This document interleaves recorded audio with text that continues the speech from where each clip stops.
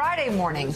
And on top of that, there's a real chance for a fresh burst of bipartisanship on Capitol Hill. And it revolves around two newly re-elected Democratic congresswomen. That's according to a new opinion piece in the Washington Examiner. Mark Polymeropoulos writes that Congresswoman Abigail Spanberger, Virginia, and Elissa Slotkin of Michigan have emerged as key centrist Democratic voices in the next Congress as Republicans take control of the House in January.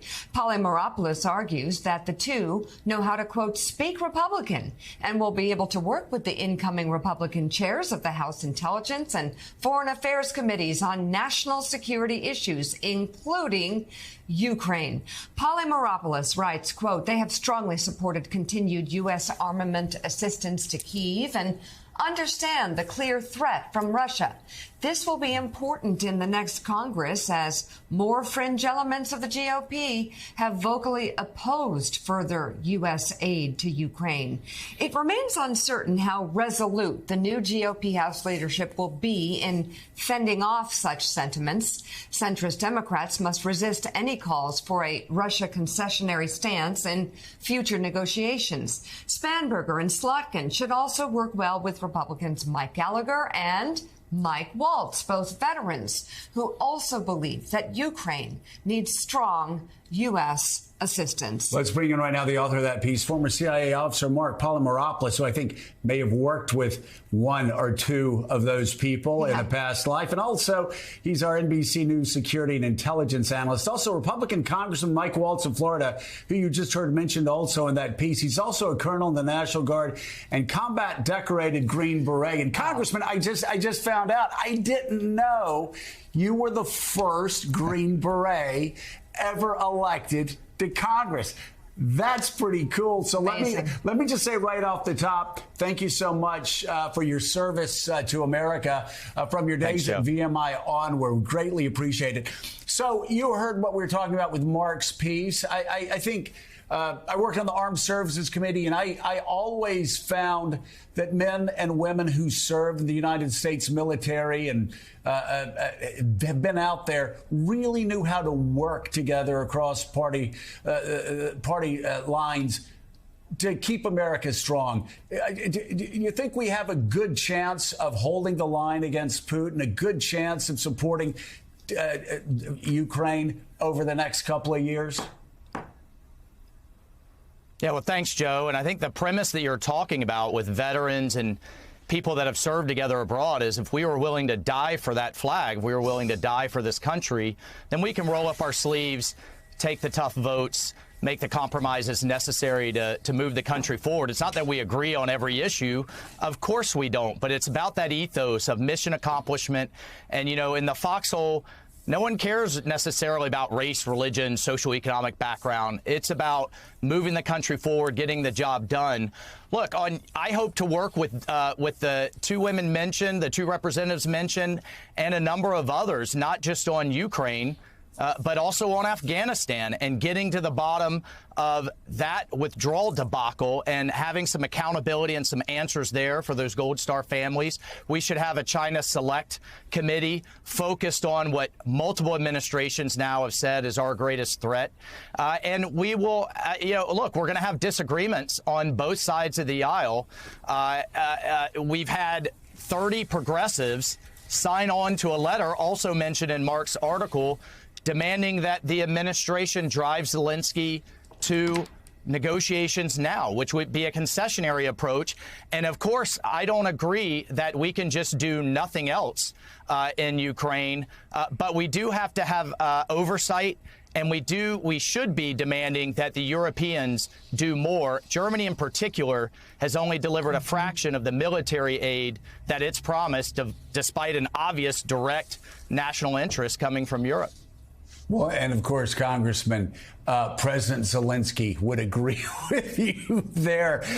He has been less than pleased with the Germans following through on many of their promises. So Mark, I'm sure you'd agree with the congressman on just about everything that he said. And I'm wondering if you believe, from what you're hearing, Do you think we're going to continue standing shoulder to shoulder with Ukraine over the next few years?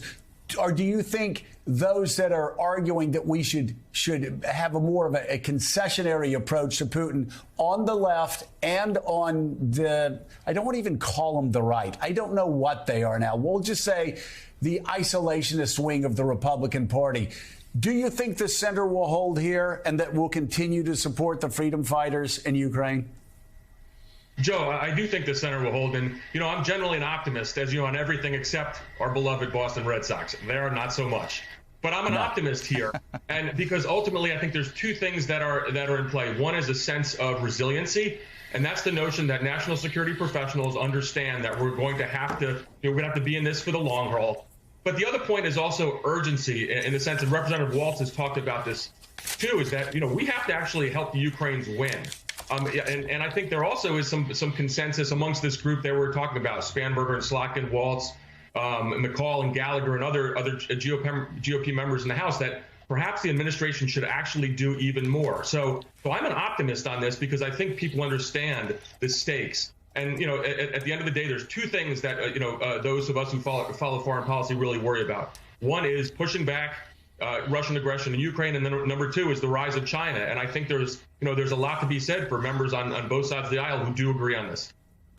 Congressman, good morning. Jonathan Lemire. And Mark just teased exactly where I wanted to go with you. Certainly, for the most part, bipartisan support on the war in Russia. And another area where there is agreement on both sides of the aisle, at least mostly, is that rise of China and how the U.S. perhaps slipping behind in many ways, worried about the threat there. So talk to us about what you see from Beijing, but more so how Republicans and Democrats can work together on it. Yeah, look, and I want to be clear here, no issue with the amazing, wonderful Chinese people and culture.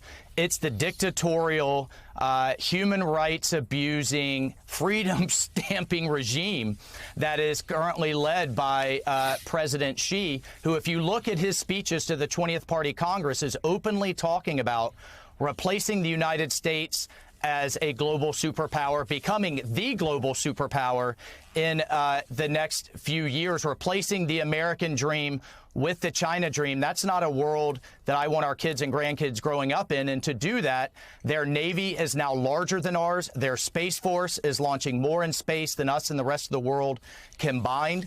They have an increasingly serious alliance with Russia. We've seen that millions now of Uyghurs are in concentration camps as we speak, not to mention stamping out freedom in Hong Kong, militarizing the South China Sea to control trade into Asia and shipping, and of course, threatening Taiwan. So, I mean, all of those issues are things that I think both Republicans and Democrats need to continue to talk to the American people about the seriousness of it.